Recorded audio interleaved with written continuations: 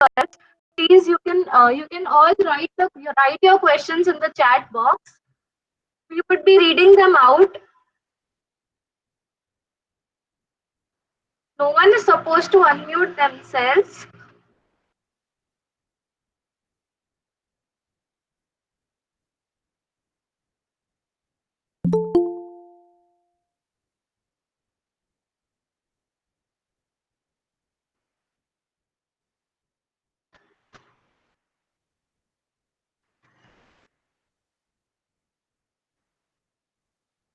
So we will wait for the last 2 minutes before we start, and we would start sharp at 4:10.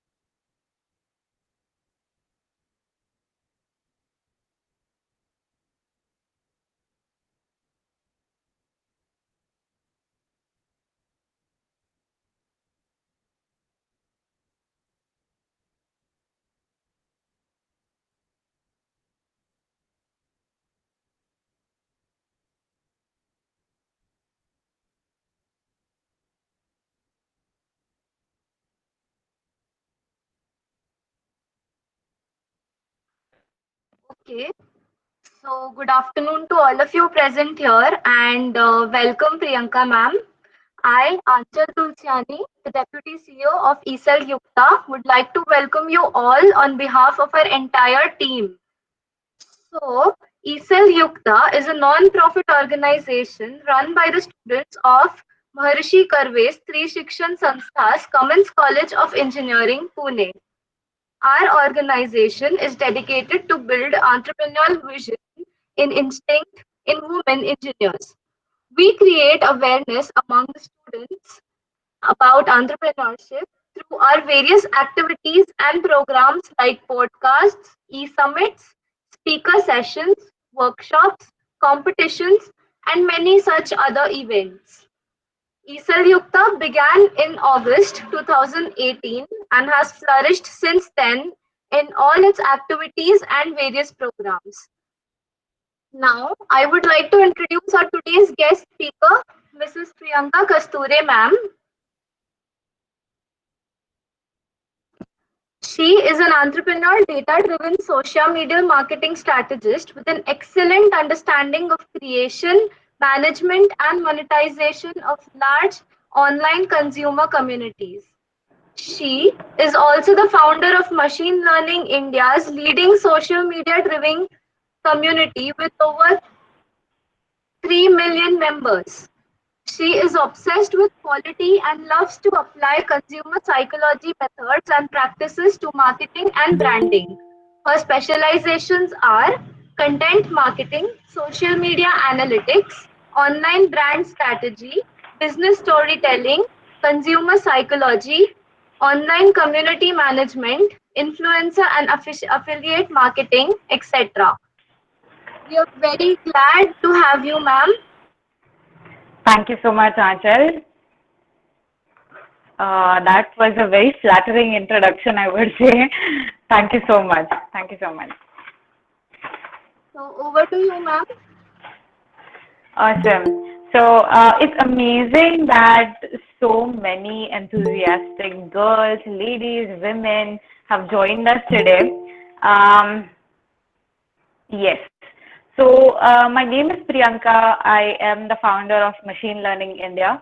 Let's try to keep this session super interactive. I would also be reading the messages that you all put up in the messages or comment section. I just want to know how many of you all know about Machine Learning India or follow us somewhere on social media or have attended some of our events or something like that. Just if you've been a part of our events or have heard me talking. I've also been to Cummins, by the way, as a speaker for one of the events. So if you have come across me there, just drop it in the messages. I would love to read what your experience has been like.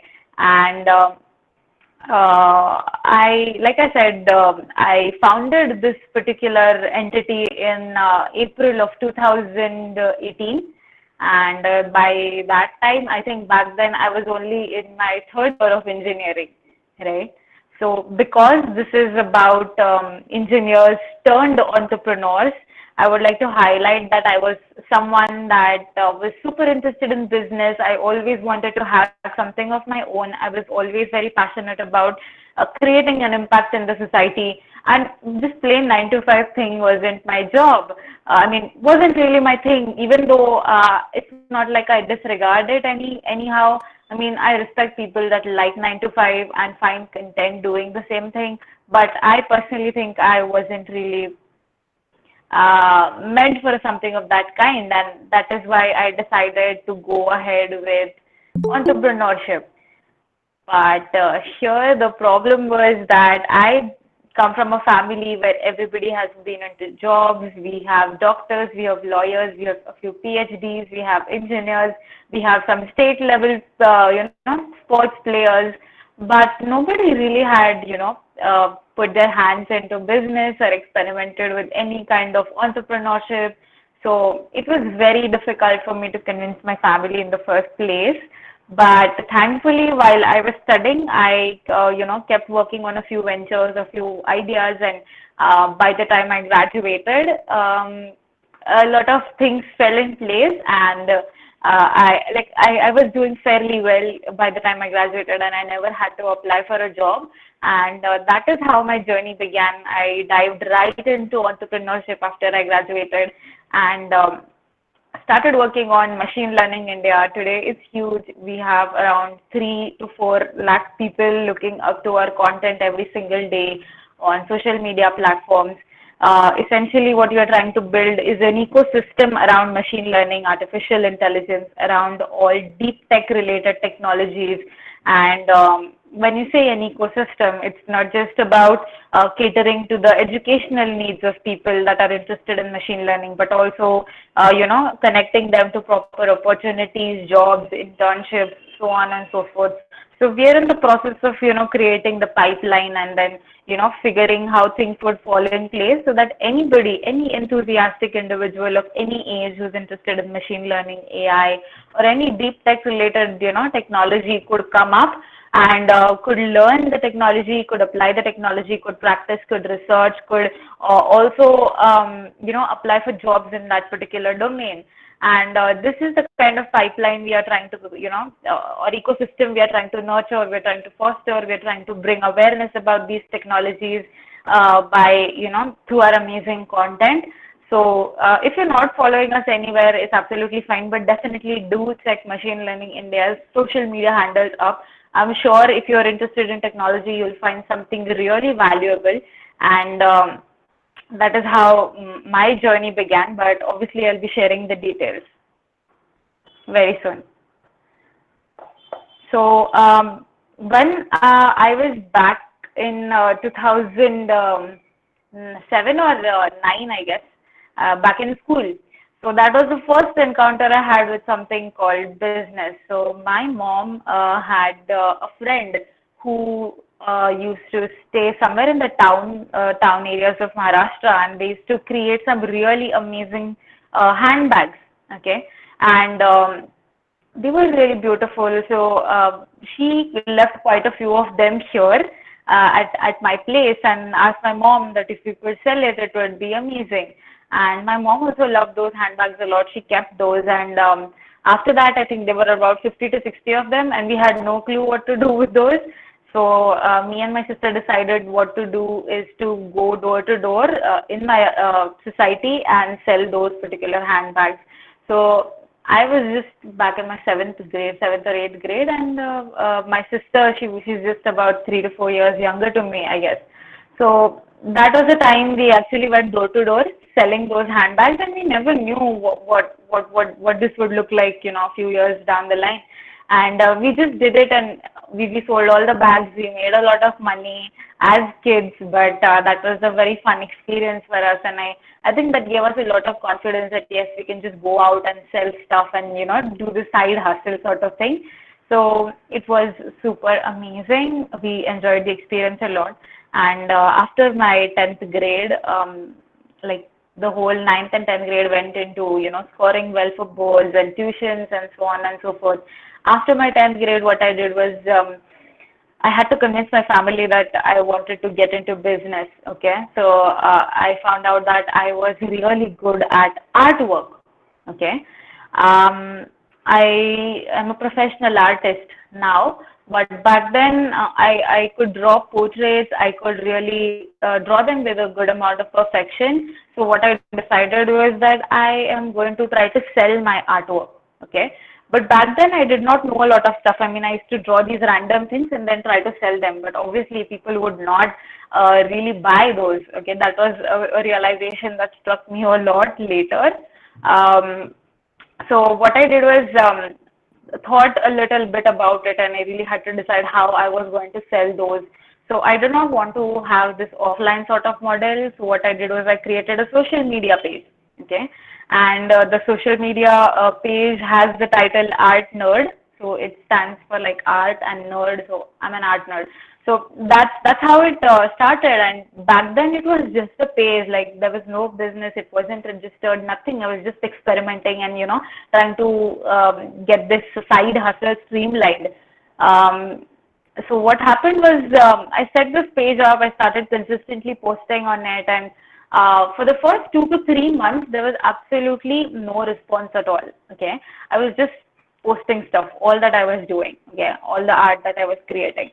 And after that, around 2 to 3 months later, there was this one person from Delhi who noted my abilities, and then he decided that he wanted to order something for his partner. Okay, so I was more than happy to do it, but then back then I did not know how to ship things, or how to frame that particular piece, how to ship it to Delhi, and how I was going to collect payments, so on and so forth.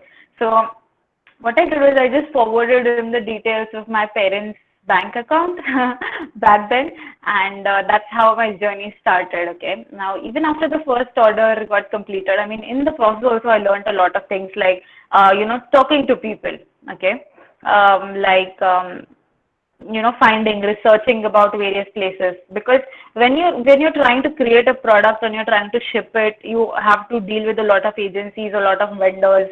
I had this framing vendor, I had this packaging vendor, I had the shipping vendor. So I really had to research and jot down various partners, and then decide the pros and cons, check into the pricing, the costs, and everything involved, and then just ensure that everything is just smooth and that person really gets the product, he gets what he has ordered. And that was a big challenge. I mean, initially the first few orders were a little difficult, but it fell in place. And then my friends started noticing that I had started doing something of this kind, and it was only like I think around my first year of engineering when this started performing really well. In the first, second, and third year, in fact, first and second year, I guess I tried to scale this thing up, and I used to complete as many as 3 to 4 orders in a day. And these orders were all about, drawing portraits of real people, real humans. So obviously it took a lot of time, around, 2 to 3 hours each particular drawing that I made. And but I really wanted to keep going. I wanted to experiment, and it was bringing in some sort of an income for me. Now, not as much as like something I'm earning now, but back then I was only a student. I did not have a lot of responsibilities, and my parents were more than happy if I could just, earn a few extra bucks and just, extra खर्चा निकाल लिया. ये जो होता है ना, वो I was being able to pull that off really well. So that is amazing. If not anything else, it gave me a lot of confidence that yes, I can pull a business off. Okay, by hook or by crook. So I started working on social media. I started understanding how to create sales and marketing collaterals, how to make creatives, how to attract a lot of people, how to generate a lot of leads. And this was only for a very small business, which was into gifting, right? So people used to order stuff from me, and then they used to gift it to someone else. So they used to send me photographs of the person. I used to draw them. I used to frame them. I used to ship it to that place. And with time, we completed around I guess, around 900 orders, 900 orders worldwide. Okay, not just in India, but obviously in other countries as well. And we had orders from Assam, from Kerala, from Sikkim also. Oh my God. So that was something really amazing. But it all happened because I kept going, and I absolutely loved the experience. So, ये जो idea होता है ना लोगों का कि यार business में उतरना है, तो you have to have some really fantastic idea which is out of the world, which is, like totally research level. It's very wrong. Okay, it's very wrong. You can just start out with whatever you are good at. If you are good at managing social media, there are tons of brands out there, willing to have their social media thing outsourced to a person who can take care of it. If you're good at website designing, there are tons of people out there who want someone who can create a website for them and maintain it for the rest of their business lifetime. So you could be good at anything. I started with my artworks. I also worked under a few startups. Now I worked under a few startups for free. And then I decided that I had to leave the place because obviously I valued my experience and I wanted to experiment with a few things. So it was all a part of the process, I guess, which I really enjoyed. Now I do not regret anything. In fact, there was also a time, and because Art Nerd was going big and I was so good at art and I had this extra income, what I did was I decided that if I am getting better at social media, if I'm getting better at developing these graphics for social media, maybe I can do it for other brands too. Okay. So with that idea, I came up with another small venture of myself. Again, I did not register. I was just experimenting, and I contacted a few people in my locality and in my network, these small brands, small businesses which were in need of social media marketing and promotional material, graphic designing related material. So I started working on those also. And in fact, I had quite a few orders. I did that for a few brands. There was this local beauty brand which created herbal products. So I used to create designs for them. And then there was one of my friends who was creating websites back then. So he taught me how to create websites, and I also created websites for brands, okay, for quite an amount of time. So you see that everything that I learned, I tried to monetize it in some or the other way, whether it was my artwork, whether it was the website designing that I learned, or whether it was the social media graphics designing that I learned, or managing social media. I worked as a social media strategist for a couple of small brands here and there. Now, obviously, didn't make a lot of money, but it taught me a lot. And in fact, all that experience really accumulated, and I apply all of that in what I do today. And the brand which I'm working on today is really successful. Okay, like I said, in just about more than a little more than 2 years, we have grown to 3 to 4 lakh people looking up to our content every single day. And I think that wouldn't happen if I did not focus on my social media graphic designing skills, if I did not focus on my social media strategy, if I, didn't have that artistic sense of colors and content, and if I did not focus on my speaking skills. Right now, nowadays my job really revolves around interacting with a lot of students on a daily basis, counseling them for their career in machine learning, data science, and there's a lot of stuff going on our social media handles, if you see. So I'm pretty much involved in all of that, and if you see everything that I've done in the past during my engineering years, all that experience accumulated, and I'm being able to apply it today. So I do not regret even a single piece of it. In fact, I was always very welcoming to new experiences. I never said no to anything. College की competition में participate करना है, ठीक है, I was there, there was this debate competition, I was there was this art competition, rangoli competition, I was there. So I tried to do everything, and all the experiences really counted. Okay, so this is one thing I would like to tell you all. The first thing is that you do not have to come up with something really major in order to, accomplish something in life. It could be a simple idea, but you have to add your own touch to that particular idea, and it would really kick off. Okay, so 900 orders in just about 2 years is not bad at all. Okay, so if you see, it's great as a side hustle for an engineering student. So if you really contemplate a bit, you think to yourself and just jot down the ideas that you would be able to do yourself, I think you can really go a long way. And convincing parents also was a big challenge back then, because like I said, I'm a first generation entrepreneur, and nobody really believed that I could, do a business. But what I did was I never told my parents that I want to get into business and I need your permission. I showed it to them that I could pull off a business, right? And that's when they started trusting me. They saw the finances coming in. They saw that I could really take care of my own expenses. And if I could do that on a small scale, I could definitely do that on a large scale, and I kept going. Again, in the third year, while I was, focusing on Art Nerd and all art related and creative stuff, what I did was I also was focusing on IT, right? IT, information technology, the domain in which I was pursuing my engineering. So in IT, we have the subject called machine learning and artificial intelligence, two of the subjects which I was super passionate about since I was a kid. I was really excited about creating these intelligent systems which could, think like a human being, act like a human being, process information like a human being. And I completed a lot of courses, okay? So while I was doing that, I also worked on a couple of projects, and I wanted to share that with my audience, okay? Back then I did not have an audience, but just people that were randomly following me on my personal Instagram. So I wanted to share it with them, whatever I was doing, all the projects that I was, up to. So I created a post in which I just took a screenshot of the project that I was working on, and I put it up on my personal Instagram. I did that quite a few times, and then people were like, we don't know what you're doing. What is all of this? Because obviously people that follow me come from diverse backgrounds. Now there are some from commerce, there are some from art, and there are some people that have got nothing to do with any code related stuff. So what I did was I decided to create a separate page on Instagram. And again, this was an experiment, okay? Like, I just wanted to see what happens and whether I would be able to just consistently post, and I just wanted to see what happens with it. So I created another page and titled it @ml.india. So Machine Learning India. That was the name.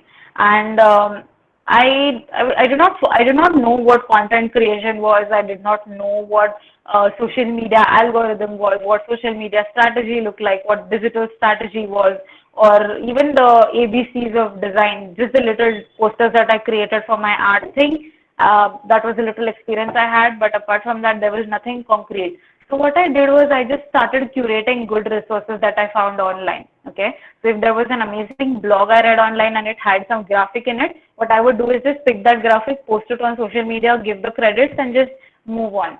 So what happened was back then, there weren't a lot of resources to study these subjects, and people started appreciating the kind of content that I was putting, even though it wasn't much. I was just curating it. I was just picking it up from various websites and placing it on my social media page and crediting the creators. So that was it. But people, they started finding all the resources in one place, and that's why they started following my page because they found some value. And in a very short span of time, we had 1,000 people. Then we had around 3,000, 7,000, and then 10,000. And then I knew that, oh my God, I've created something. I've got 10,000 followers, which is not a small amount at all. So probably I should start doing something with this audience I've accumulated. And that was the time I started calling it a community and not just a page. Okay. So that was the time I started focusing on creating quality content, on focusing on having this sort of consistency on that page, and I started focusing on creating content by myself, whether it was textual, whether it was any sort of a graphic. So I was no more picking content from somewhere and crediting the creators. I was the creator myself. So I turned from a curator to a creator in that span of time. And it was a slow yet a very gradual process, I would say, but it was fantastic. I absolutely loved it.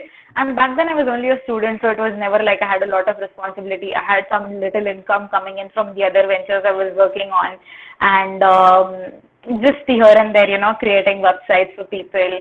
So it was amazing back then, and I had a lot of flexibility. So I started pushing content consistently. And I did not know what it would look like. Honestly, I never even had the idea that this would turn into a business or anything in the future. So I just kept going. I was passionate about machine learning. I still am. And I just loved everything about technology. I love reading about all that's up and coming about AI and robotics and so on and so forth. So I love to, keep my audience updated about all of those things too. So I started doing that. I started focusing on stories and brand strategy and so on and so forth. We had a good logo made, and then usual stuff of how to create a social media page and stuff like that. And like we had these exams in between. We had these assignment submissions in between, but I kept going despite of all of that. Okay, even when there was even when there was an exam tomorrow, okay, even when it was the exam the same day, I would post something on social media. So that is the level of dedication I had. And it was never like I scored bad or anything in college, but I was able to manage things off pretty well. Okay, so with time, what happened is when we reached around 30,000 followers, that was the time I decided, oh my God, let's try to create an offline event, okay, or conduct an offline event. Now we had a very prominent online presence. 30,000 followers on a page is a big number, okay, and back then I felt like it was huge. Today we have 3 lakh people, okay, but back then it was only 30,000, and I felt like it was huge. I thought like we should really conduct an offline event and let's see how many people turn up and stuff like that. And I did that, okay, I did that, and we conducted this workshop, okay. I was in my 4th year. We conducted this machine learning workshop, and guess who the instructor was? The instructor was me. I taught people machine learning, and it was absolutely fantastic. We had around 100 participants joining in, and some of the participants had come from really far off places like Mumbai, and there were a few guys from UP, there were a few people from Bhopal, and I was completely shocked as to what impact had been created by whatever I was working on. And it was terrifying. Honestly, it was terrifying. It was amazing. But I kept my motivation going. I was the sole instructor for that workshop, so I taught for 16 hours straight, 8 days, 8 hours on both the days, and then everybody loved it. The feedback was excellent, and it was a very successful event. In fact, Microsoft decided to sponsor my event, and even Subway decided to sponsor my event, right? So it was fantastic. It was just fantastic. That's what I would say. And that is way back in like when I was in my 4th year. So we had such a successful event, and the event was a paid thing. So obviously there was a good amount of income coming in, and I was really proud of myself. So by the time we were graduating, there were 4th year was the time, and that was also the time when a lot of companies had started coming in for placements, and it was basically like everybody was getting placed in good companies. and everybody was just talking about packages, and that one cool guy in the college that got 14 lakh, 20 lakh package, and everybody was discussing about it, and there were posters all over. And I was going through a bad amount of anxiety. I mean, come on. It was really a little difficult for me because I had faith in myself. I really believed in myself, and I knew that I could just not give my passion away for for in exchange of money or in exchange of a good package. I knew that I would get a good package, but it was like I just didn't want to do a 9 to 5. So I decided to somehow get my brain right, and then just focus on whatever I was doing. So it was a tough time, and then everybody got placed, and some of my friends really went abroad to pursue their masters and so on and so forth. This was way back in 2019, just last year. And then what happened was I started working on my thing full time. Okay, after college, I had a lot of time. I started focusing on my strategy. I started focusing on my content. I got in touch with a bunch of good people which had a lot of experience in creating large communities, large networks online, and with their guidance, I think I was really able to pull Machine Learning India off. So it became a really large entity, and it's just about 1 year from the time I've graduated, and the progress is astounding. Now I really have a small team, working on the entire project. So it's a beautiful experience, like taking a dive into entrepreneurship, into business. It's like a leap of faith right after graduation when you've got nothing in place, and everybody is just telling you to just go for a job because it provides some sort of a financial security apparently. But I just wanted to do my own thing, and it's like the kind of feeling where you feel like if I'm working so much for someone else's brand, someone else's dream, why not just put in the same amount of efforts in my own brand, in my own thing, and just see it going big. Even if it fails, it's absolutely fine because you've learned a lot in the process. Now, even ArtNerd was amazing. I mean, we completed 900 orders in about 2 years, which is huge. Okay, which is huge, and obviously it did bring in money, but it wasn't scalable because it was just me who would do that kind of artwork, and I couldn't really teach that to anyone. Okay, it would take a lot of time, and it would be a big mess. And because it was almost like I was trading my time for money. So the more artworks I would make, the more I would earn. But somewhere down the line that has to stop, right? You just cannot be you cannot go from creating 3 artworks a day to, let's say, 10 artworks, 20 artworks, and then earning the subsequent amount of money. That I mean, it wasn't scalable at all. So I eventually had to give up trading my time for money, and I really decided that I want to trade my mind for money. Okay, I wanted to trade my ideas for money. I wanted to consult. I wanted to build something which would bring in passive income for me, even when I wasn't actively working on that particular thing. And with business, you can really do that. With entrepreneurship, you can really do that. So obviously, a couple of my ventures failed. Like we used to work on website development and design. I took a step back from that team because I wanted to work on some things that I wanted to do, and the team kept going. They still have a company today. So I didn't really continue that, and then ArtNode wasn't scalable, but I really focused on Machine Learning India. I focused on marketing and sales. Okay, now we started conducting a lot of offline events, and that was when I decided that I wouldn't directly jump into teaching because obviously that would take a lot of time and it would require a lot of expertise, even though I can, right? Machine learning is something I'm good at. And during engineering, although I studied IT, like that's what shows up on my degree certificate. But honestly, 4 years में सिर्फ मैंने machine learning ही किया है. So I can teach machine learning really well. So I could do that, but I didn't want to do that because I just wanted to focus on the business aspect. And I focused on specializing in marketing and sales, and we started conducting a lot of offline events. We started partnering with people that were amazing instructors, and in 2019 we conducted around 12 to 13 offline events, which was fantastic, after the event in March, which was our first event. So after that we conducted 12 events, which was amazing, and not just in Pune but also in Bangalore, in Hyderabad, in Mumbai. It was amazing. So that taught me a lot in the process, and I think after that like in 2020, we had a few events lined up, but the whole pandemic situation came up, and then we had to call a few events off. It was a little difficult, but and in fact, because most of our revenue, share is coming from offline events, it was a little difficult to completely move it online and then check how online events perform and stuff like that. So in the process, what happened is when the pandemic started, I started experimenting with brand collaborations and partnerships. Okay, so a lot of amazing brands in India, like Analytics Vidya, in data science, like Analytics India magazine, they started contacting us.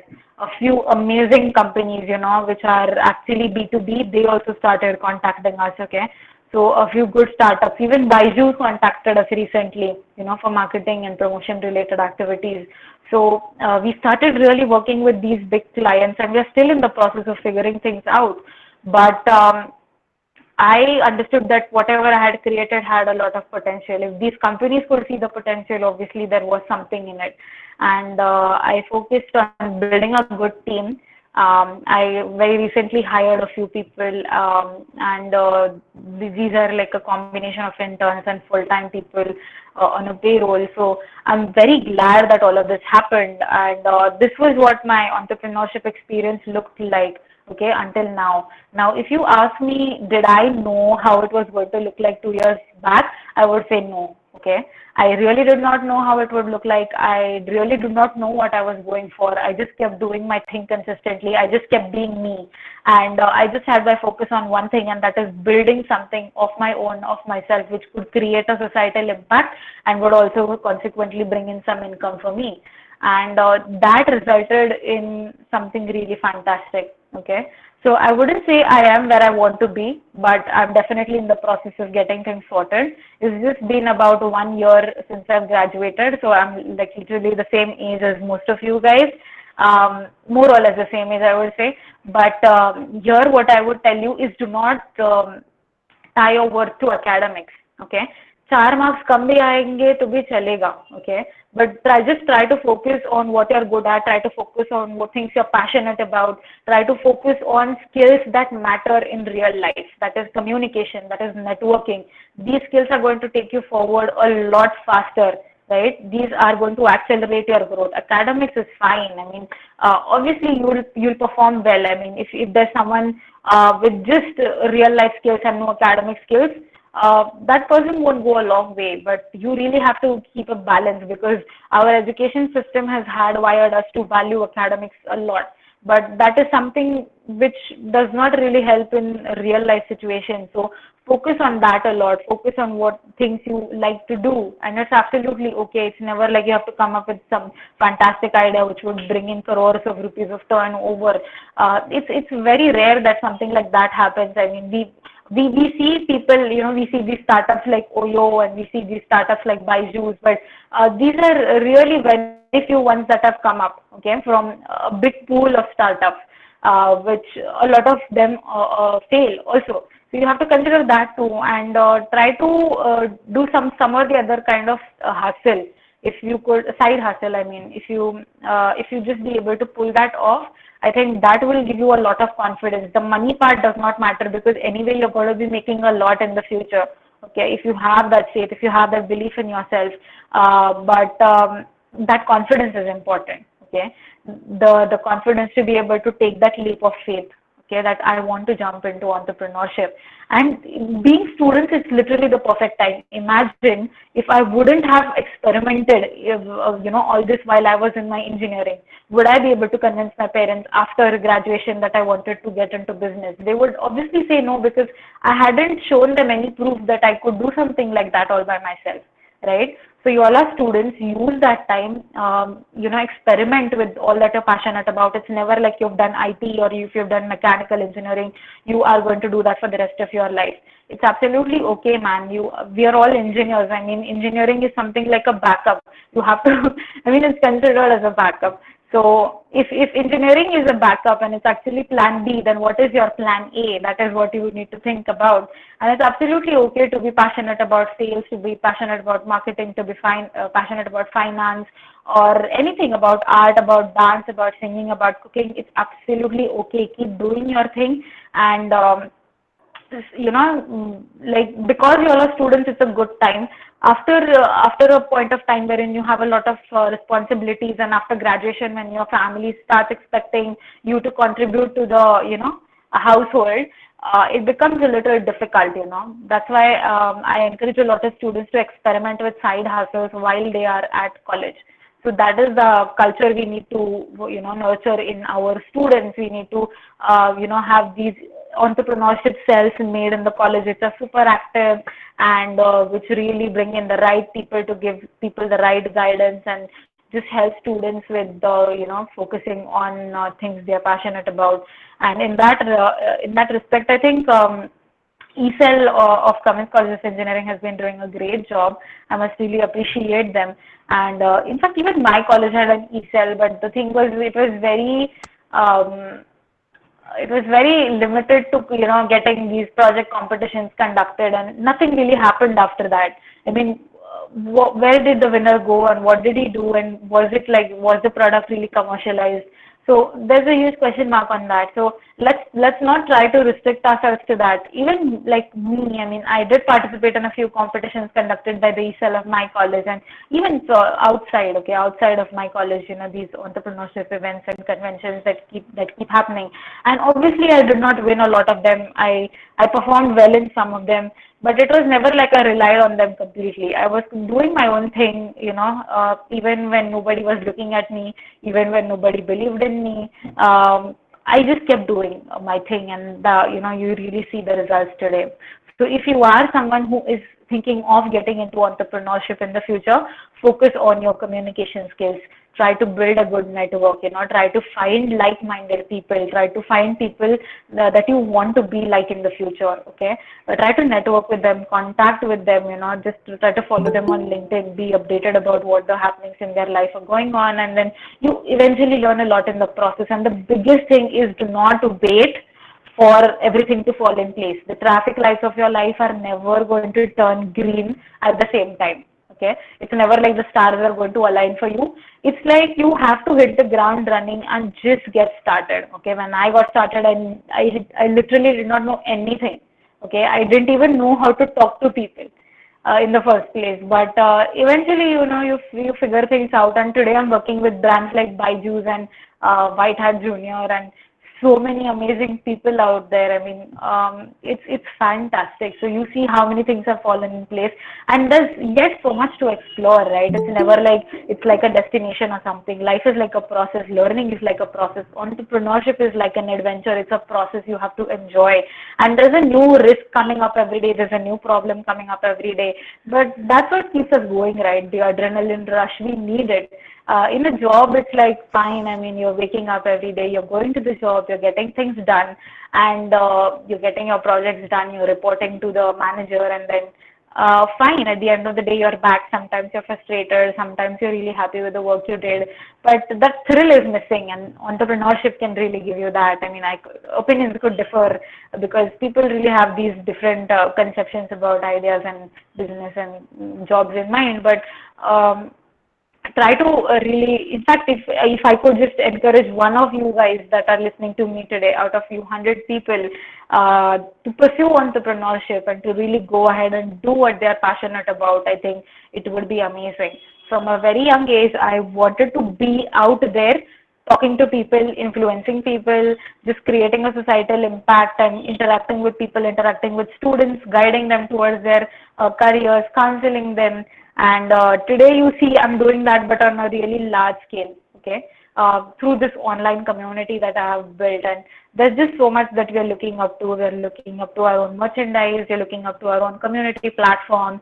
And very recently, I was invited as a guest speaker at Illinois Institute of Technology in Chicago.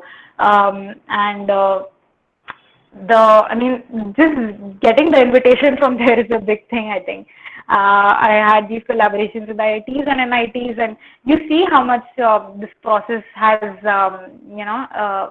you see how much you've gone through in the process, how much you've learned in the process, and you see the results today. So just focus on what you're passionate about and just keep doing it. Never give up, okay? There will be a lot of instances wherein you feel like you should give up, and especially the financial part. I mean, the struggle is real, okay? It's never like in business you're going to have an ample amount of money coming in. It could be. I mean, just it depends on a lot of factors.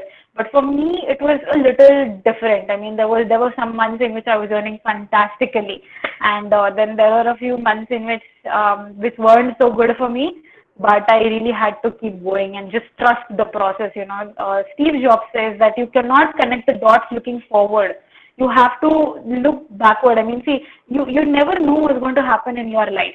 But when you look back today, when I look back today, I see the dots connecting. The time when I worked on Artner, the time when I created websites, the time when I worked as a social media strategist, the time when I, worked under these business owners for free, the time when I worked on my social strategy, social media algorithms, and so on and so forth, the time when I worked on my communication skills, when I networked with the right people. So I see these dots connecting when I look backwards, right? So trust the process. That's what I want to say. If you trust the process, it's going to really help you, and don't stress out a lot, especially on very shallow things like marks, things like your academics, things like your professors, like your assignments. Do not worry. I mean, look at the bigger picture. Life is a huge highway, okay? And there's just so much you're going to be coming across in your life that these little things seem very trivial on the grand scale of things.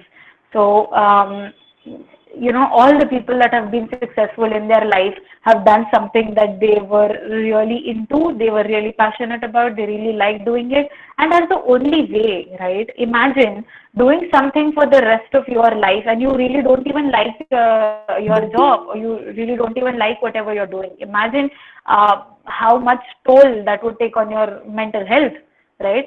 The only way you could be happy about whatever you're doing every single morning you wake up is if you liked it, if you liked whatever you're doing, right? So focus on that, and things will turn out, fall in place and will turn out to be absolutely fine.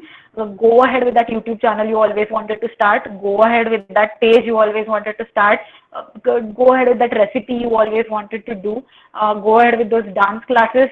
Do whatever you want to do, but just do something, right? All these experiences will count, and just regret nothing in life. I think that was my message I had for you guys today. I am more than open to all the business and entrepreneurship related questions you all have, and you all can just put those up in the messages section, and I'll be more than happy to answer.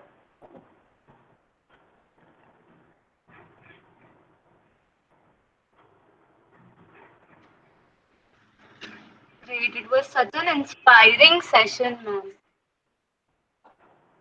Thank you so much. Thank you so much. Okay, So, so we are up for questions.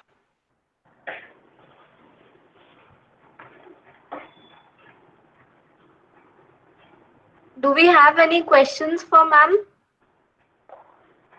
You could post them in the chat section.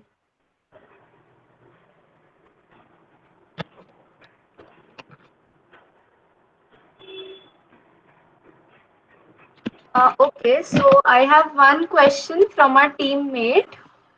mm-hmm. She says, you said never give up, yet you said you had some projects which didn't flourish and you had to abandon them. So when do you know what that you should stop and start anew? Yes, that's a fantastic question. Okay. Yes, I said never give up. And if I had given up on MLI, or let's say I had given up on Artnode because I never got orders in the first few months, then it really never would have been a thing. Okay. So I kept going. The consistency, I tried to maintain it, and that's how these things became something in my life. And That is really important. Now, when to give up on something, I think when you have given a lot of attempts, let's say you tried thrice or four times and nothing seems to work out. Okay. And you have taken guidance. You have tried your best. You have tried all the plans using, A/B testing. Like you try it one way, you tried the second way, you tried the third way, and nothing seems to work out, and you're really stuck in a situation. Then I think it's a good time to move on from that particular thing. But it's never like you're not allowed to get back, right? Maybe a few years down the line, you get back to it. Now, even I cannot say that, Artnerd, fine, it wasn't scalable. So I thought it wasn't scalable back then, and that's why I stopped working on Artnerd, right? Now, maybe a few years down the line, I figure out, oh, this could have been a way, right? That is when I have got accumulated experiences, and then I have got more contacts, I've got, more ideas about getting things done, and I can always go back and just, have it restarted, rebranded, or something like that. So, everything has its own time. You really have to understand. Now, with respect to another instance wherein I knew I had to leave the team, that was when the team was like super, the environment was becoming super toxic for me. And there were a lot of reasons why I couldn't stay in that particular team. And I mean, I had tried my best to be there, but it wasn't an environment in which I felt like, it was providing me any kind of growth. And that was when I decided that, fine, I couldn't continue. I had to give up on that particular thing, but I also had another options which I could really work on and, focus on. So, that is what I would say. I mean, it really depends on you, and we all as humans have this kind of intuition, I guess, when we know that things are not working out, and we've tried absolutely everything. So that is when I think it is time for you to move on, and always move on to newer experiences. It's never like you give up on something because it didn't work out and that was all. You never did it again. You could do something very similar to that, right? I mean, Artnerd didn't work out. I started developing websites. That didn't work out. I started focusing on MLI. MLI didn't work out. Probably I would have some other startup idea to focus on, right? It's all about, going. Like you see that one didn't work. I never gave up. I always kept going. So that, look at the grand scheme of things. That's what I would say. What is the next question we have?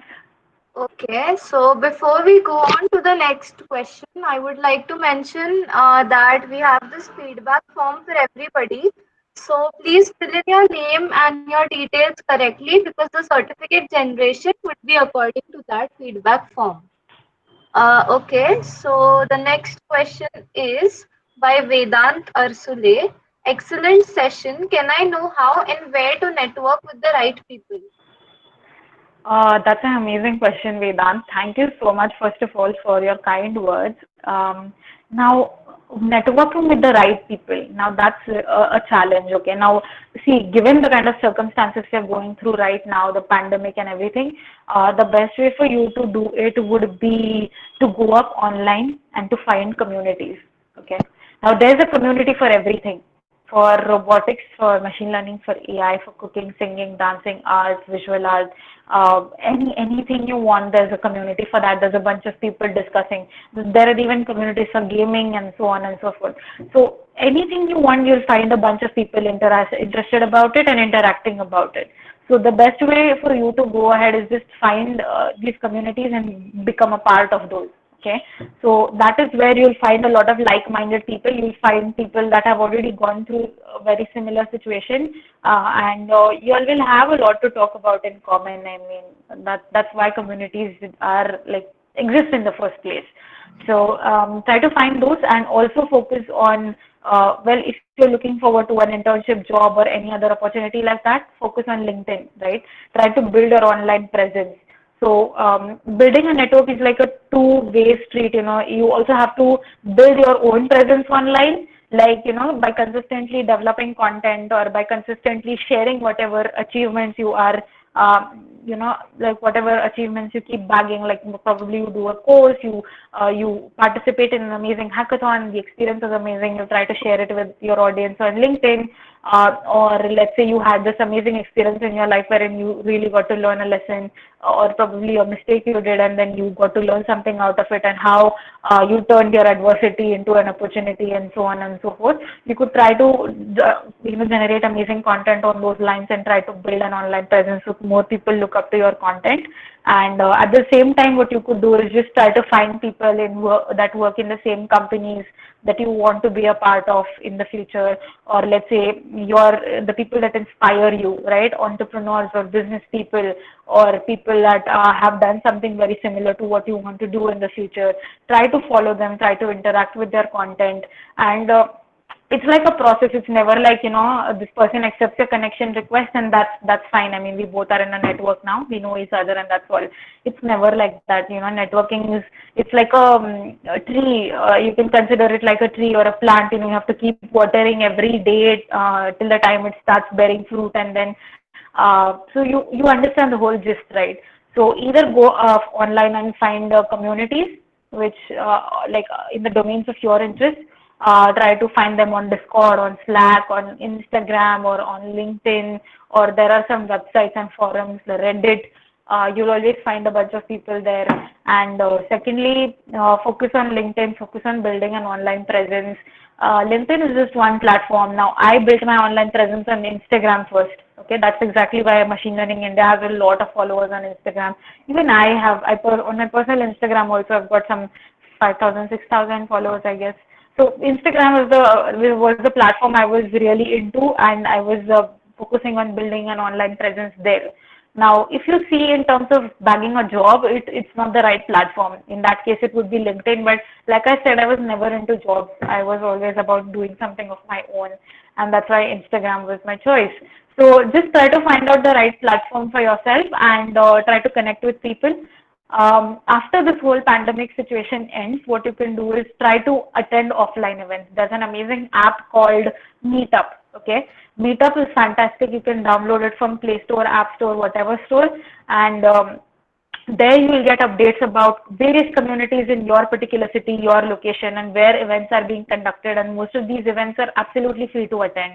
Okay, so you can go there, you can learn whatever, there are events related to public speaking, related to business, investments, marketing, risk, insurance, and then technologies like cloud computing, and there's just a bunch of, there's a lot of communities, even art related stuff.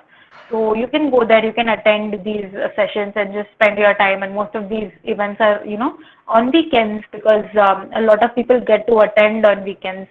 So you can be a part of those. And, if you consistently become a part of, let's say, one or two communities and keep consistently attending their events, obviously you're going to be making friends.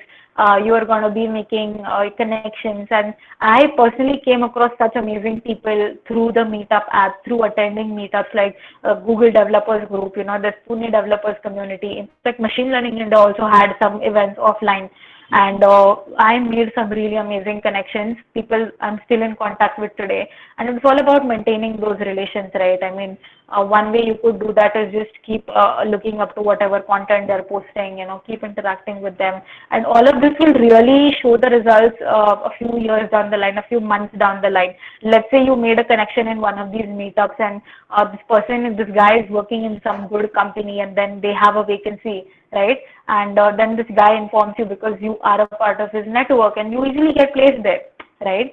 So this backdoor hiring is also a big thing in the IT industry, or any other industry for that sake. So like, these are the advantages of the network. Or you could consider an instance where you really connect with someone who's got a small business, and then he's into developing websites, and then you are someone who wants a website developed for your business. So you could easily give him that particular opportunity, and he could do it at a price lesser, or give you some discounted price or something.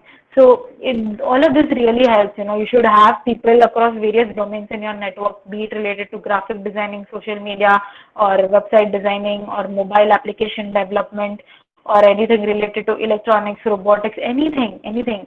So these people can take you forward and really can accelerate a lot of things for you. That is the importance of your network, and this is how you build it. Perfect. So we have another question by Yukta.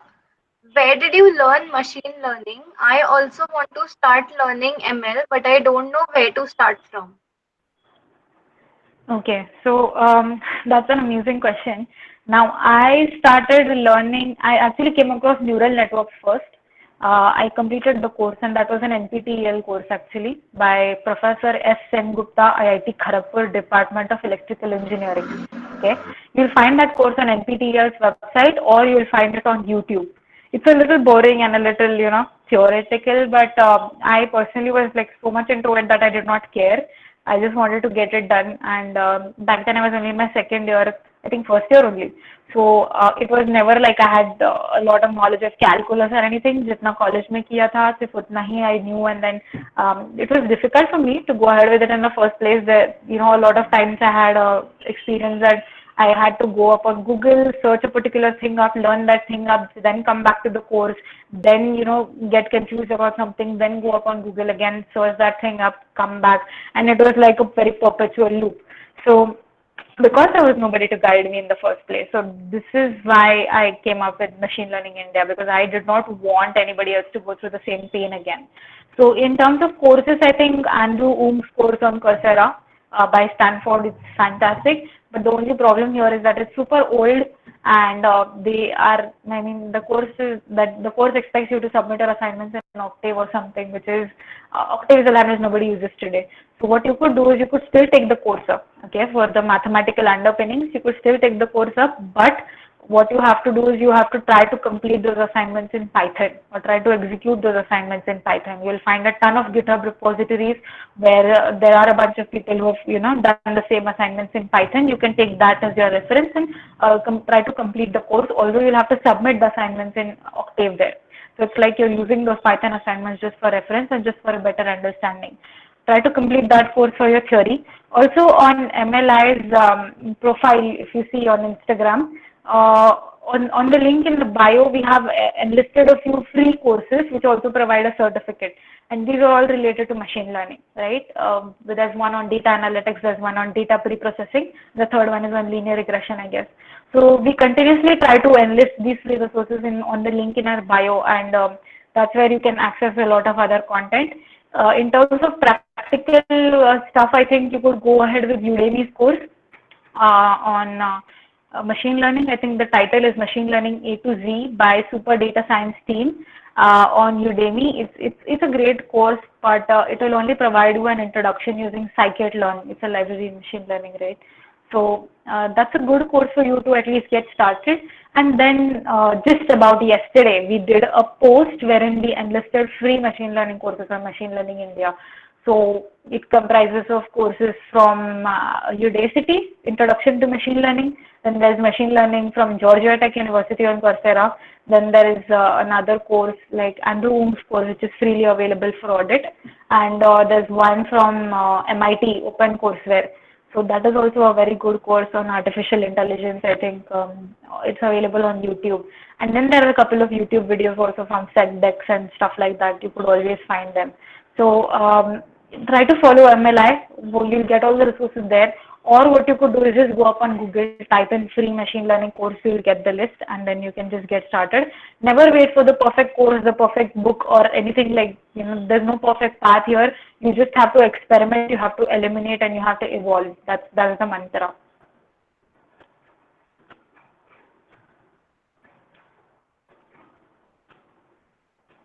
Okay, so Mansi asks, how do you deal with procrastination in this time where there are plenty of distractions? Yeah, about the distractions part, I absolutely agree. I think procrastination is something I personally had been I would say a victim of. I was a victim of procrastination for a really long time, and I'm still struggling with it. But one of the best ways to deal with it is, I think, to think of time as a valuable resource. Okay, it's super valuable, and whatever time you are wasting today, it's never going to come back.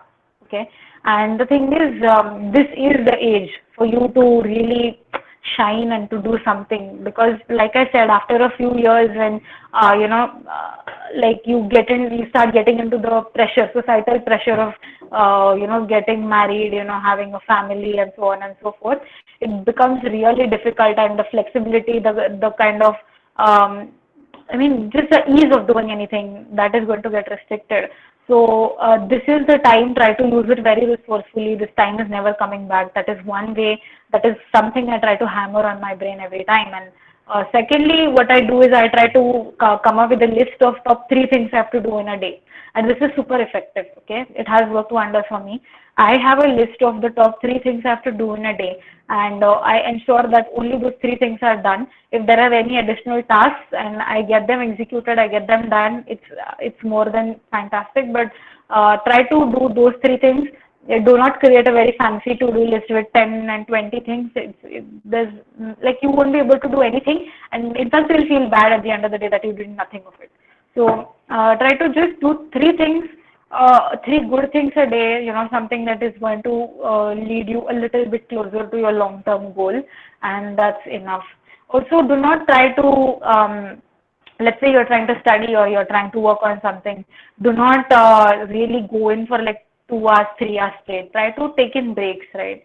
Let's say you work for 30 minutes and then take a 5-minute break, then you start working for 30 minutes again, then take a 10 minutes break. So have these breaks in between so that you are not exhausted, because your brain also needs some rest. And honestly, that way you can really stay in working or studying for longer than just going all in and then expecting yourself to be there and show up for 3 hours and 4 hours and complete that particular thing. That's never how it happens. I mean, we're all humans, and at the end of the day, this part of your head, the brain, it needs its own time, and it needs its own it needs time to repair itself. It needs some break. It needs some leisure. So try to focus on these 2 to 3 things. The to-do list, like I said, three things only. Then try to have like a balance of work and breaks. But never like you work for 30 minutes and then you take a 30-minute break. That's not how it works. You work for 30 minutes, you take a 5 or 10 minutes break, and then you start working again. At least during these times. Okay. Now after all of this, when college starts or when workplaces are going to begin, it's never going to be like that. Everybody will have to, let's say, work in 7 to 8 hours of their day consistently and then come back home, and this is how it's going to be. But for now, when you are at home and then there's just a lot you can do, and procrastination, and nobody telling you that you cannot watch Netflix or you cannot scroll down social media, I think this is one way to go about it. So just try to divide your study time or work time in chunks. That will really go a long way.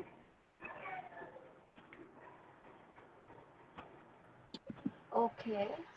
So the next question we have is, it is a question from one of our teammates. When you were in college and thinking about a startup, what support did you expect from an ESIL? Okay, that's amazing. So, what would be amazing on the part of an e-cell would be to help someone who is super enthusiastic about entrepreneurship and business, help them to commercialize their product, okay, while they are in college, okay. So, we see e-cells conduct a lot of project competitions and poster competitions, and then there are these talks and stuff like that. But, an e-cell in its real sense will be successful if someone from the college, or a few people as a part of the e-cell would become entrepreneurs during college. And it's really possible. I mean, Mark Zuckerberg became an entrepreneur while he was at college. Bill Gates became an entrepreneur while he was studying at Harvard, I guess, I don't know. But then he dropped out. And we have ample amount of examples wherein students are capable of doing really big things while they are at college, right? So if ESL could provide that kind of environment, I'm sure they are bringing in the right guidance. I'm sure they're bringing in the right resources. But that product, that idea has to go to, let's say, the deployment level, or has to go into some commercialization, right? And then that is the cycle has to complete. So if ESLs could do that, it would be amazing. Also, if I could urge this particular ESL to, try to collect funds from companies which want to let's say support entrepreneurs or support young entrepreneurs, and try to have this fund under eCell itself. So what you could do is the fund that you've collected, you could just pour it into an amazing idea.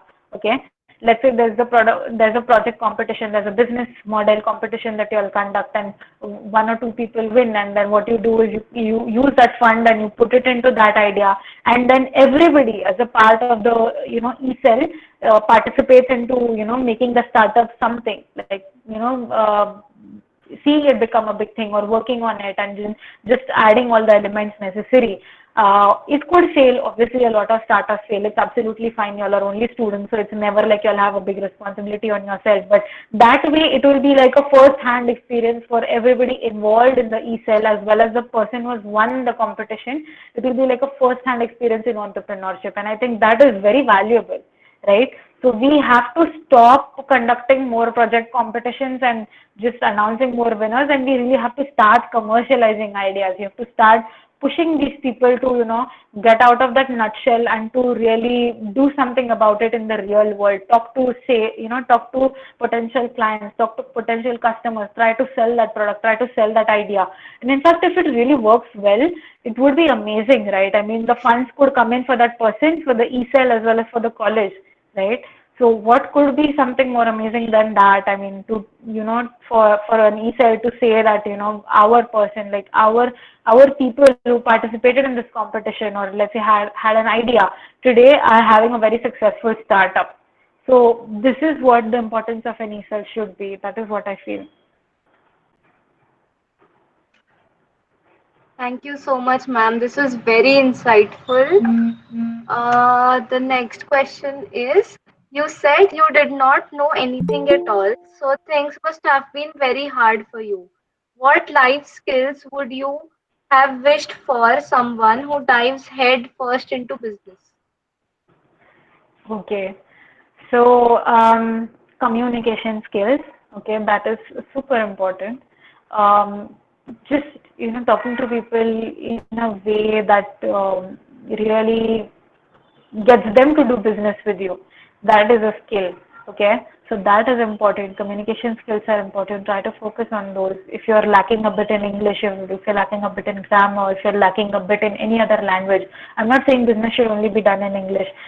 You could have Hindi. I mean, if your product, if the product is targeted towards a demography which is, let's say, more Hindi speaking, then obviously you should be good with your Hindi communication skills or your Marathi communication skills, or whichever language you prefer, right? So it all depends, but at the end of the day, communication is very important. It's an art, and I think that is like one of the prime things important for you to like. It's a real life skill, and it really helps everywhere, not just in business but also in jobs. I mean, there's so much organization, politics, and stuff like that. And in such a scenario, if you're not able to really take a stand for yourself and just put out all the points why you think you did the right thing, I think communication skills really help in a lot of things like that. So focus on communication skills. And for me, at least, I think if I had some experience related to marketing and sales back then, it would work fantastically, but I have it now, like after a lot of time, after failing a few times. Now I think I have been able to bag a few of those skills in the process. But some things I would love to have, let's say, in the first go when I started into business, were communication skills and marketing and sales skills. So these skills can really go a long way. Also, finance. Finance is an important aspect, okay? Maintaining personal finance, maintaining corporate finance is a super important thing. Now, corporate finance comes into the picture when you have a company registered and everything, when you have people working under you, when you have a team.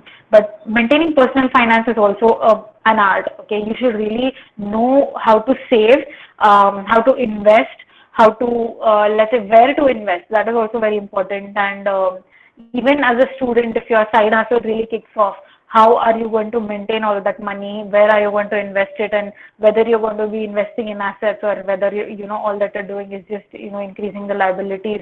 So all that financial education is also very important. I am working on financial education myself, because I'm from a like super scientific and like engineering background. I would say I did not really have a lot of financial education skills, and it is really important. For that, I would recommend you to read Rich Dad Poor Dad. At least you'll understand the importance of financial education education. And after that, try to interact with people which are into finance. Let's say, people that have studied finance, or people that are into stock markets, mutual funds, saving options, investing options. Try to remain in touch with them and just try to understand what they are working on, and where the markets are headed towards. Because, when you are thinking of becoming an entrepreneur, when you're jumping into business, saving is a thing. Obviously, you have to save for the times in which you wouldn't have money, and you always have to have this risk fund with yourself. But a major part of business is also reinvesting whatever amount you're making. You have to reinvest it in the business, try to bootstrap it, and then bring it to a stage where it becomes profitable, or becomes a no profit no loss situation. So that is also very important. So focus on financial skills also. I think these three skills, if I had in the first place, I would obviously be more successful today.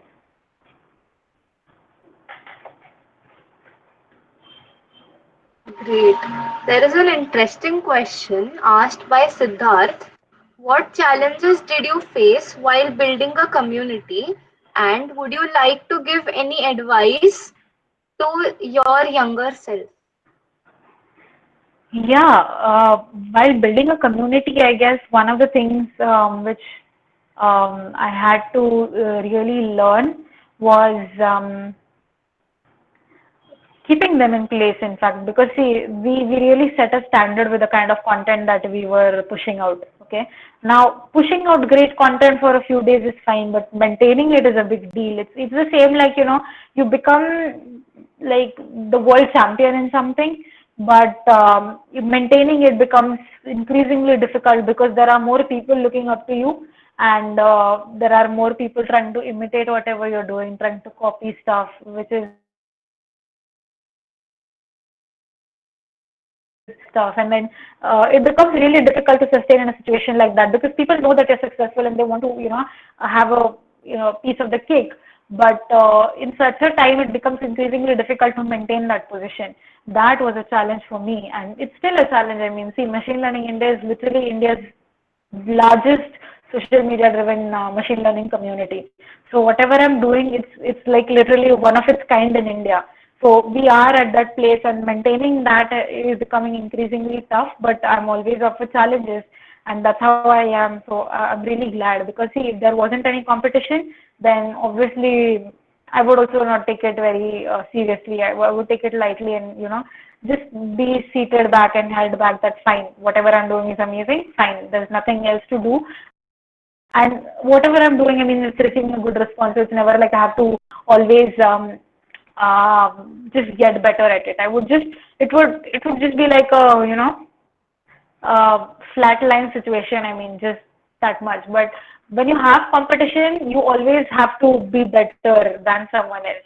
So one thing about that is healthy competition is always good, and competition with yourself is bigger. Okay, you always have to compete with what you looked like a few days ago, a few years ago. Okay, that is your real competition. So even if you've improved a bit from what you were yesterday, your business has improved a bit from what it was yesterday. You've got a few more followers, you've got a few more fans, you've got a little more engagement rate, you've got better graphics. That all is a part of growth. You've got an amazing website, you added a little, you added a little more features. That's like, growing better and moving towards a long-term goal. So building something is not a big deal. Maintaining all that you've built is a big deal. So that is a big challenge, and that is something I am working on currently. And I think that's a big lesson for you guys also. I mean, just focus on it. And the second question that you asked, Anshul, if you could repeat it, it would be fantastic. The second one was, would you like to give any advice to your younger self? Yes, the advice I would like to give my younger self is not to listen to anyone. Okay, not to listen to anyone. Because see, if I had listened to my parents, I would be doing a job somewhere today. Okay, and I wouldn't really be happy with whatever I wanted to do. I decided to believe in myself. I decided to believe in my gut feeling. I decided to do what I was passionate about. I did not really think about the society, what it what like, or what value it thought I had, or I never placed my worth in anybody's hands. Okay, So that is something I would like to tell my younger self. Do not worry, do not be insecure. It's absolutely fine. Things would fall in place. Now, when I was young, I always needed things to be done in a specific way, and I always, wanted perfection. Okay, I strive towards perfection, but I realize that it's wrong. It's never like things are going to be perfect, especially when you're just starting out. Okay, there's going to be a lot of mess. Things are going to look shitty, but then it's like you cannot write your 50th program if you don't write your first one. You cannot do your 50th podcast if you don't do your first one. So it's like you cannot have a 50th successful venture if you don't have your first one, right? So it's absolutely okay. Don't be insecure. Things will fall in place. Trust the process and connect the dots looking backward. Never worry about the future. Great. So next question is, what do you do when you see all the people surrounding you are doing the similar thing and you feel stuck or feel like what different am I doing? Yes, so I continuously strive to do something amazing. I mean, see, when MLI started growing really big, we saw a few people trying to imitate, right? But just about a few months ago, I had this amazing discussion with my very close friends, and they said, these people can imitate everything you do in terms of design, in terms of content, in terms of your strategy, in terms of the platforms that you're choosing to, grow up on. If you decide to have a YouTube channel, they will have a YouTube channel the next day, and then they'll start doing the same thing. And it's not like they would, be any lesser successful. They will be successful in their own boundaries and within their own rights. So what they cannot do at the end of the day is be you, right? You are unique. You are the face of MLI. You are the brand, right? So what you could do is just be yourself. Try to interact with students, try to network with students, try to form that connection, try to bond with people, and try to have more live sessions conducted, try to counsel people, try to be there for them. And I think this is that element that nobody can take away from MLI, because everybody is different. Okay, they can do their own thing, they can do it well, but they cannot be me, and that is the power I have, right? I am the power I have. So so this is something you have to think about, and this would be a very diplomatic answer, but then you have to continuously strive towards doing something new, something amazing, right? Probably going on a new platform, probably coming up with a new product, coming up with a better product with a better quality, with a cheaper price. um, now see, all that, now let's say art nerd, okay, it wasn't like it was something which was, out of the world or something only I was doing.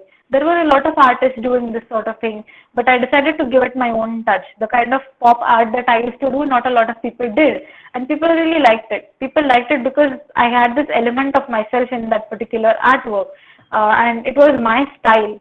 So people loved that, and it was nowhere like conventional art. So I think that element that you bring into the brand, right, that is important. Nobody can take that away from your particular idea, your brand. And ideas are cheap, honestly. Ideas are super cheap. The magic lies in execution.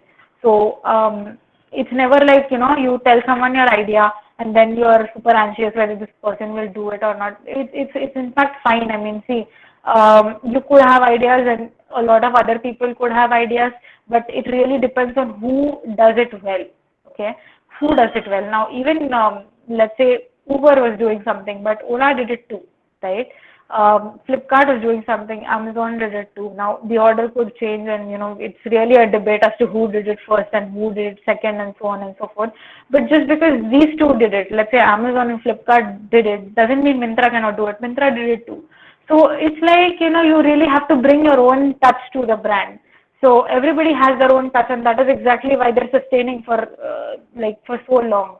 So it's like, the world is such a big place that so many businesses can coexist together and still make a lot of profit. So try to bring that personal touch that you have in your brand. I think that can really go a long way. Cool. I guess this is the last question now. So it goes, is choosing MBA after engineering a good option, or can we directly start our own business? Um, See, what I would recommend is, see, even I want to go ahead with the higher studies, but directly after engineering is not a good option because then you haven't really explored all the possible alternatives that you have, right? You don't even know things that you're passionate about yet. Because, see, engineering is like a closed bubble, I would say. It's like you are stuck into academics, into assignments, into submissions, into marks, into mark sheets, and uh, there's only a limited amount of stuff you could do, like outside of engineering, let's say, when you are pursuing engineering. But when you get out of it, you work for a year or two somewhere, that is when you start thinking about your ideas, you start coming up with ideas for your startups and so on and so forth. So it's always good to, complete your engineering, work for a year or two, maybe work on your business, work for a company, whatever you want to do, work for 2 to 3 years, 1 or 2 years, whatever it is, whatever time you feel appropriate. That is when you'll actually understand what is it that the industry really needs and what is it that I'm passionate about. Okay. Otherwise, what happens is people go with the hype and let's say go out to pursue their masters in machine learning or data science, and then they come back, they start working, and then they realize, oh my God, this is not something I would like to do for the rest of my life. Why did I complete my masters in this particular thing? I also invested a lot of money, right? So I mean, see, it's in a way good. You want to pursue MS, you want to pursue ME, you want to pursue a master's in business administration, whatever it is. But here, my only point is that find out whether you're really passionate about that subject. Okay, before getting into it, like academically, like all in, in terms of masters. So experiment a year or two with your own side hustle, with your own business, and then is when you can actually start thinking of getting into an MBA. I've got a fantastic example of this. Now, there was a mentor I had, I taught at a government school for quite some time, about a year, and this was a government school in Hadapsar, Pune. So I used to go there, and I had this mentor. Her name was Monica Paswani, and she was around 28 or 29 back then, and she was super passionate about doing something for these students which come from really low income backgrounds. And she was the one that used to mentor me into doing this kind of stuff. So her startup, had caused an impact wherein they taught around 3,000 to 4,000 young students here in Pune, like students in the standard fifth grade or seventh grade or something, and they had caused an impact in 3,000 students, and which is fantastic. Okay, imagine 3,000 students being taught, being given access to amazing resources, right? Which otherwise they wouldn't get, and her startup was doing it for these students. So it was beautiful, and she found out in the process that, oh my God, education is something I'm really into, and I should give that a chance. And she got admitted to Harvard, and she got a scholarship. It was fully funded, and now she's pursuing her masters at Harvard. Imagine. Like she gave it time, right? She did not directly jump into MBA or anything directly after her engineering. So this is important to consider, like you really find out what you're passionate about. And now that she's pursuing her master's at Harvard, she's around 30 years of age. So imagine. So it's absolutely okay to take your own time, and it's fine. I mean, you like do not rush into your higher education directly after your bachelor's. I think that's not a good choice. According to me, there could be a lot of other, there could be a lot of other ideas and a lot of arguments why one should do that. But well, I think you are not very experienced enough at that particular age to choose what you want to do for the rest of your life.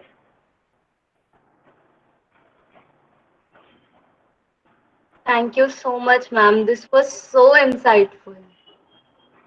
Thank you so much. I mean, it was a privilege being a part, and it was amazing that we had around 100 people listening to what I wanted to say, and we still have people listening, to all the answers that I'm giving. It's such a privilege. I love interacting with students, and I think it's my thing, and I really enjoyed being a part of this particular session. Thank you. Also, thank you, Shitija. She has praised really well. Okay, so I guess all the questions are done. All the guests can leave. Ma'am, could you please stay for more 5 minutes? All the ESL team would like to interact with you. Sure, sure.